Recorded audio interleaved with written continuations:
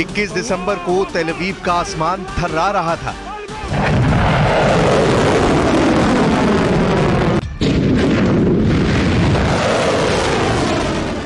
इक्कीस दिसंबर को इजराइल का खौफ देखिए। यमन से हुआ ये मिसाइल हमला देखिए।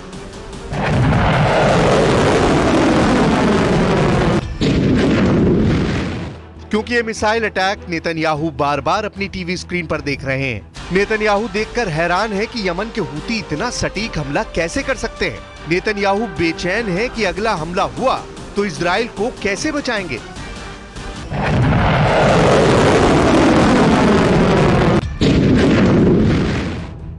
क्योंकि 21 दिसंबर को यमन के हूती ने तेल अवीव पर जिस मिसाइल से हमला किया, उसके आगे इजराइल का वर्ल्ड फेमस मिसाइल डिफेंस पूरी तरह फेल हो गया।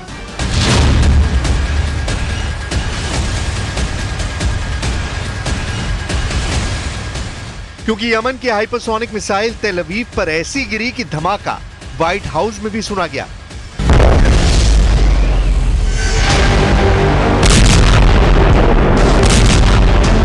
वो इसलिए क्योंकि इजराइल का नया डर 21 दिसंबर नहीं, अब 13 अप्रैल और 1 अक्टूबर वाला अटैक बनने जा रहा है।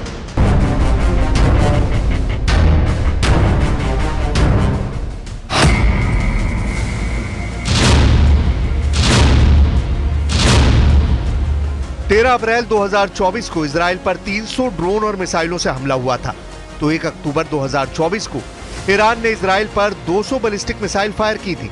अमेरिका और इजराइल का नया डर यह है कि 13 अप्रैल को इजराइल का एयर डिफेंस जूझता हुआ नजर आया।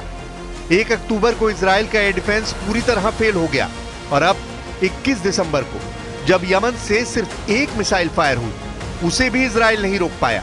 डर यह है कि ईरान ने 13 अप्रैल और 1 अक्टूबर को जो हमला किया, उससे सबक लेकर ईरान ने इजराइल के एयर डिफेंस और मिसाइल डिफेंस की पूरी जानकारी यमन के हूती लड़ाकों तक पहुंचा दी। यही वजह है कि जब यमन ने 21 दिसंबर वाला मिसाइल अटैक किया तो इजराइल का मिसाइल कवच यमन के हमले के आगे नाकाम हो गया। अब नेतन्याहू का नया खौफ यह है कि अगर यमन की एक मिसाइल को रोकने में इजराइल नाकाम रहा तो ईरान अगर फिर से 200 मिसाइलों से हमला करेगा तो इजराइल कैसे बचेगा।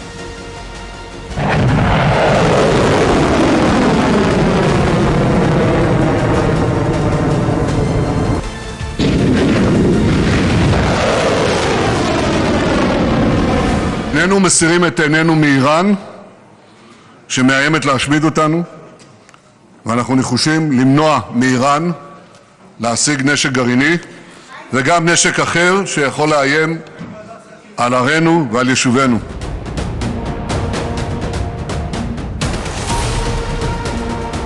नेतन्याहू ईरान की मिसाइल टेक्नोलॉजी को लेकर इसलिए तनाव में है क्योंकि यमन से जो मिसाइल फायर की गई उसे रोकने में अमेरिका से मिला थार्ड सिस्टम भी फेल हो गया। थार्ड सिस्टम अमेरिका का सबसे अचूक और दुश्मन के हर वार को रोकने की सबसे बड़ी गारंटी माना जाता है। अमेरिका ने यह सिस्टम दुनिया के उन कोनों में तैनात किया हुआ है जहां उसे सबसे ज्यादा खतरा नजर आता है। इसलिए जब यमन की मिसाइल के आगे थार्ड फेल हो गया, यानी थार्ड भी इजराइल को नहीं बचा पाया, जब इजराइल का अपना arrow missile defence system fail हो गया, जब इजराइल का David sling air defence system नाकाम हो गया और जब इजराइल का मिस्टर भरोसेमंद आयरन डोम भी नाक रगड़ता हुआ नजर आया। डर है कि अगर ईरान ने सैकड़ों मिसाइल फिर से एक साथ फायर की तो दुनिया का कोई भी एयर डिफेंस सिस्टम इजराइल को नहीं बचा पाएगा। वो घुटनों के बल बैठने पर मजबूर हो जाएगा। ईरान बार बार बता रहा है कि उसकी मिसाइल पावर को हल्के में न लिया जाए क्योंकि वो इजराइल से बदला जरूर लेगा, इसमें कोई गुंजाइश नहीं है। ईरान ऑपरेशन ट्रू प्रॉमिस का तीसरा संस्करण बार बार रिलीज करने का दावा कर रहा है। नेतन्याहू और उनका वॉर कैबिनेट इसी खौफ को लेकर बहुत ज्यादा बेबस नजर आ रहा है। हालांकि ईरान ने भी कह दिया है कि यमन के हूती हो या हिजबुल्ला, वो उनकी मदद नहीं करता, उनकी अपनी ताकत है जिसके आगे इजराइल हारा हुआ नजर आने लगा है।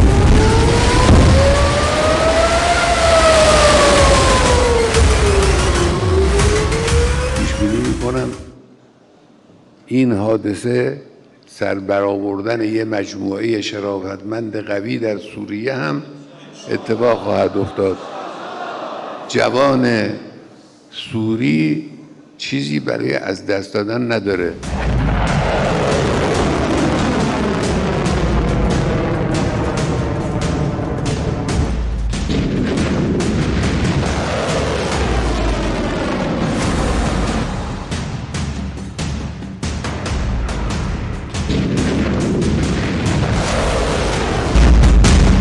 इसमें कोई शक नहीं कि अब तक इजराइल के एरो और आयरन डोम दुनिया में मशहूर हुए हैं। ये इजराइल की बहुत ही सटीक एयर डिफेंस सिस्टम माने जाते हैं। आयरन डोम ने अब तक हमास की तरफ से दागे हुए हजारों रॉकेटों को मार गिराया है, लेकिन उसके सामने अब बड़ी मिसाइलों का चैलेंज है, जो ईरान के पास भी है और यमन के हूती लड़ाकों के पास भी। जब से 21 दिसंबर वाले हमले ने इजराइल की मिसाइल डिफेंस को पंचर किया है, ईरान का हौसला भी बढ़ा है और यमन का जोश भी। दोनों के पास बैलिस्टिक मिसाइल है, जो इजराइल को अपनी रेंज में रखती है।